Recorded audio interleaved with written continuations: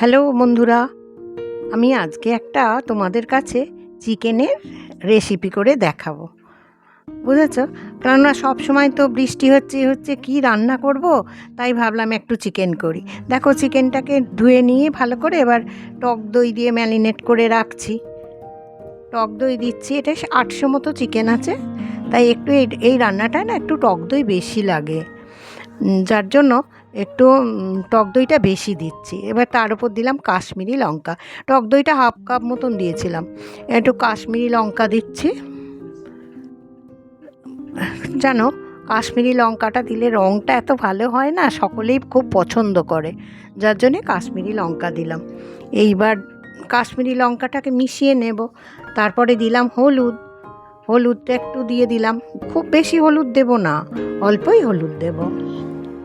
আর এটা একটু বেশ ভালো করে মিশিয়ে নিতে হবে খানিকক্ষণ ধরে, কারণ টক দইটা থেকেও একটু জল বেরোবে আর চিকেন থেকেও জল বেরোবে, যার জন্য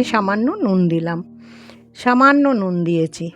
দিয়ে এবার এটাকে ভালো করে মিশিয়ে নেব। দেখো, আমি ম্যারিনেট করে একটু রাখবো, বেশ কিছুক্ষণ আগে ভালো করে মেশাচ্ছি, তারপরে রেখে দেব।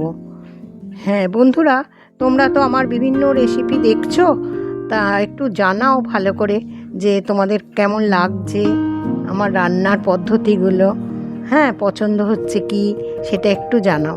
আর আমার একটা ভাজা মশলা এই রান্নায় লাগবে, দেখো 3 রকম মশলা, জিরে, ধনে আর মৌরি।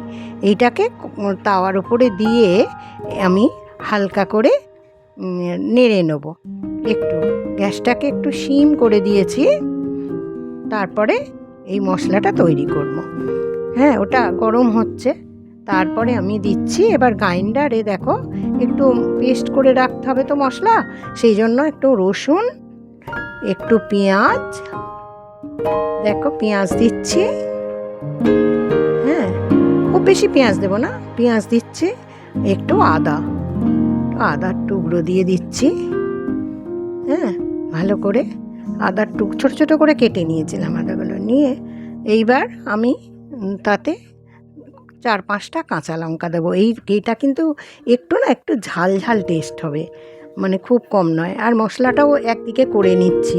হ্যাঁ, হালকা করে ওটা একটু নেড়ে নিচ্ছি গ্যাসের আর একটা ফ্লেমে বসিয়ে, কেননা দুটো একসঙ্গে করলে বন্ধুরা একটু কাজটা এগিয়ে যায়, তো তাই ওটা আমি একটু হালকা করে নেড়ে নিচ্ছি। বা মশলাটা হালকা করে একদম সিম করা ছিল আঁচটা, নেড়ে নিচ্ছি। বন্ধুরা, তোমরা সকলে কেমন আছো আমাকে বলো। এরপরে কড়াটা বসিয়ে দিলাম, দিয়ে দেখো কড়াটাকে বসিয়ে দিয়েছি, দিয়ে তেল দিয়ে তাতে ছোটো এলাচ, লবঙ্গ আর দারচিনি দিয়েছি। ওটা একটু ভালো করে হয়ে যাচ্ছে, দিয়ে তারপর দিয়েছি পেঁয়াজ, কুচো পেঁয়াজ করা ছিল, সেইটাকে ভালো করে একটু তেলের মধ্যে নেড়ে একদম নরম মতো হয়ে এলে তখন আমি এটা নামাই। ওই জন্য, যার জন্য ওখানে আগে পেঁয়াজটা দিয়ে নিয়েছি, দিয়ে একটু চিনি দিলাম অল্প, মানে কালারটা ভালো হওয়ার জন্য একটু চিনি দিলাম।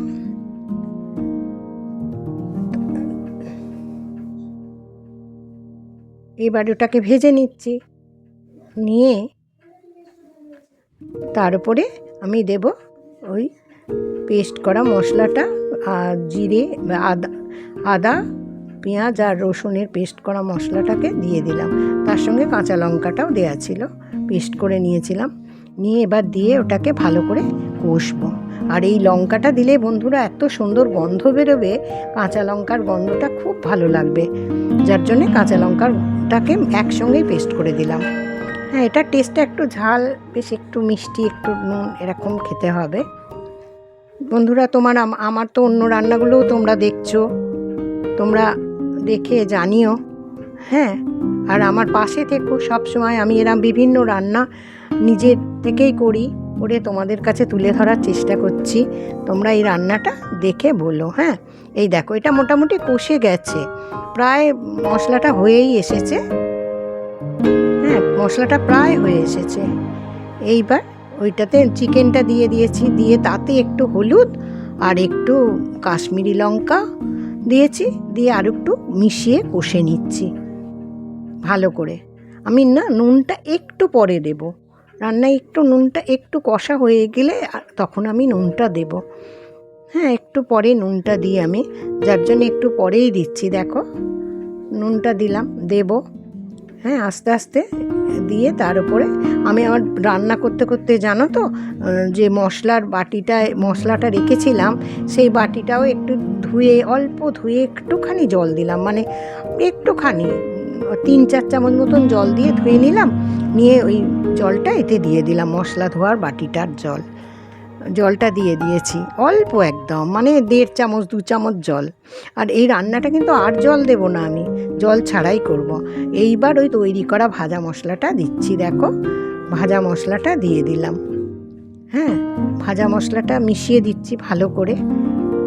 এবার কষতে থাকবো, ওটা দিয়ে ভালো করে কষে নেব। দেখো আস্তে আস্তে কষে নিচ্ছি, একদম ভালো করে কষছি যাতে মশলাটা ওর মধ্যে মিশে যায়। আর এই মশলাটা দেওয়ার পর না চিকেনের যেন টেস্টটা অন্য পুরো খেতে হয়ে যায়, জানো তো বন্ধুরা, এটা ভীষণই ভালো লাগবে। তোমরা একবার করে দেখো, খুব সুন্দর লাগবে।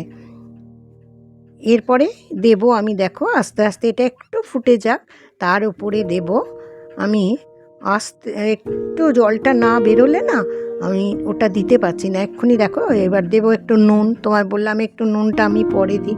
একটু নুন দিলাম, পরিমাণ মতো নুন দিয়েছি, খুব বেশি দেওয়ার দরকার নেই, পরিমাণ মতো নুন দিলাম, দিয়ে আর একটু মিশিয়ে নেব আস্তে আস্তে।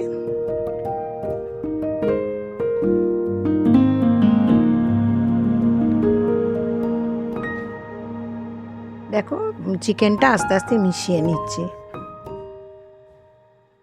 আর বন্ধুরা, এত বৃষ্টিতে সকলেরই খুব অসুবিধা, তাই একটা রান্না বা দুটো পদ রান্না করে নিয়ে আর কি দিনটা চালিয়ে দিই তাড়াতাড়ি করে।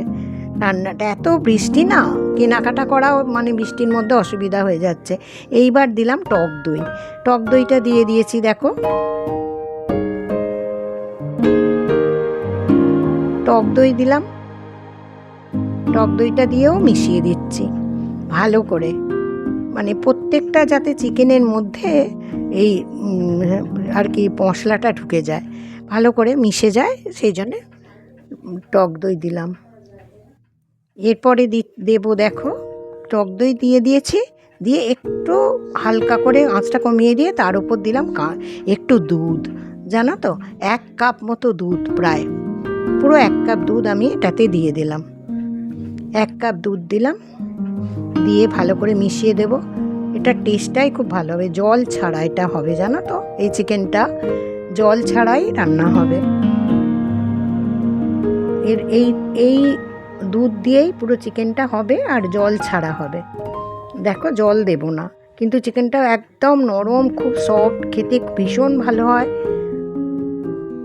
এইবার দেখো ফুটে গেছে, আর কালারটাও কত সুন্দর এসে গেছে বন্ধুরা, কালারটা দেখলেই সকলের ভালো লাগবে, এবার ইচ্ছাও করবে একটু খাবার জন্য।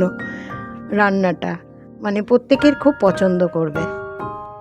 এবার ভাজা মশলাটা ওর উপরে আর একবার দিয়ে দিলাম ভালো করে ছড়িয়ে। হ্যাঁ, ভাজা মশলাটা দিলে এত সুন্দর স্মেলটা ছাড়ে না রান্নার, খুব ভালো লাগে প্রত্যেকেরই। ভাজা মশলাটা দেখো ছড়িয়ে দিয়েছি। এবার এরপরে দিলাম একটু চিলি ফ্লেক্স দিচ্ছি, একটু ঝাল ঝাল, বেশ দাঁতে দুটো চিলি ফ্লেক্সের দানাগুলো ঠেকলে খুব ভাল লাগে, চিলির ছোটো ছোটো দানাগুলো থাকলেও ভালো লাগবে, সেই জন্য একটু চিলি ফ্লেক্স ছড়িয়ে দিলাম। এইবার তার উপরে দিচ্ছি একটু, দেখো ভালো করে ফেটিয়ে নিয়েছি একটু ফ্রেশ ক্রিমটা আমি গোল করে দিই, কেন জানো তো, প্রত্যেকটা জায়গায় যাতে ওটা কভার করে বা মিশতে পারে, সেই জন্যে ফ্রেশ ক্রিমটা ছড়িয়ে দিই গোল করে।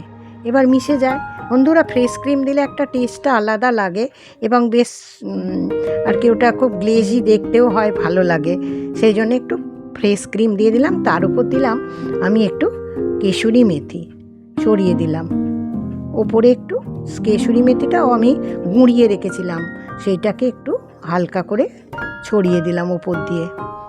আর একটু ভাজা মশলাটাকে ওপরে একটু ছড়িয়ে দিলাম, 1 চামচ 1/2 চামচ মতো, আর কেশরি মেথিটাও ছড়িয়ে দিলাম। দেখো এটা দেখতে কত সুন্দর হয়েছে, আর খেতেও তেমনই সুন্দর হয় বন্ধুরা। এটা খুব সুন্দর খেতে হয় এবং সকলে এটা লুচি, পরোটা, ফ্রায়েড রাইস সকলের সঙ্গে, সব কিছুর সঙ্গেই এটা তোমরা খেতে পারবে। এটা দেখে নাও বন্ধুরা, আর রান্না করে খেও, আর আমাকে একটু লাইক শেয়ার করে দিও, আর আমার চ্যানেলটা একটু সাবস্ক্রাইব করো। বাই।